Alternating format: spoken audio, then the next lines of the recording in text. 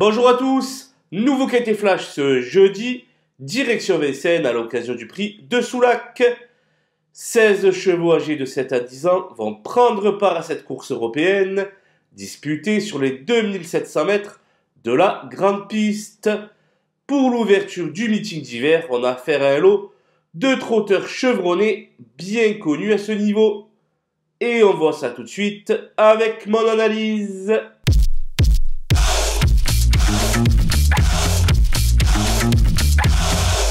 Les bases avec le 13 Gypsy de Chaman qui fait preuve d'une régularité de métronome. Pour ce très bel engagement, Pierre-Yves Vervat a fait appel au service d'Alexandra Brivard, ce qui est un signe très positif. Elle mériterait amplement de trouver son jour.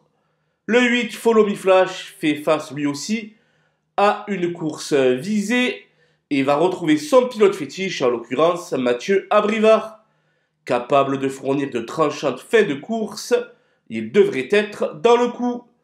Le 12 Harry Carizé vient de se classer 4e de la course référence, derrière Gypsy de Chaman. Avec Eric Raffin aux manettes, il faut en attendre un bon classement. Les opposants avec le 9 Hubble du Vivier, qui revient gentiment à son meilleur niveau, comme l'atteste sa récente 5e place.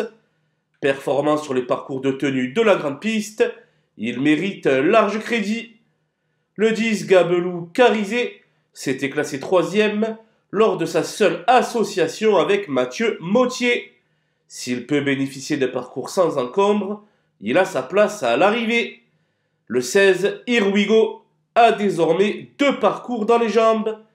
S'il lui sera sans doute difficile de viser la victoire, les places sont bonnes à prendre. Le 5 Ulysse Dijon est en pleine possession de ses moyens à l'heure actuelle, mais je le préfère sur les anneaux plats. Cependant, il est difficile de faire fi de ses chances dans un tel lot. Mon coup de poker sera le numéro 7, Élixir de Crène, le papy de l'épreuve qui a retrouvé une seconde jeunesse ces temps-ci.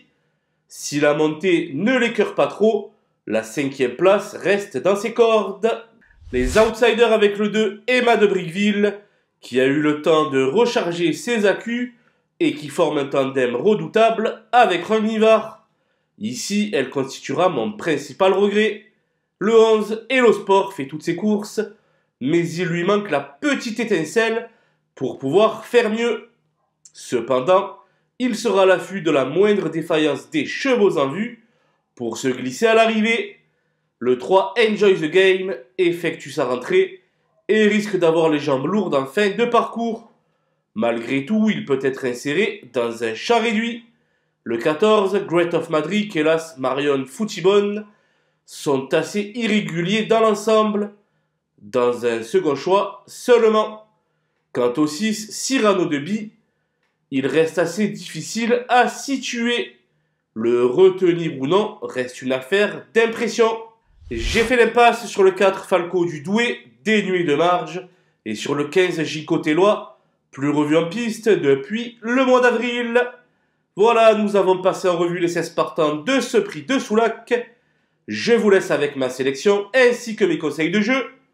Bon jeu à tous!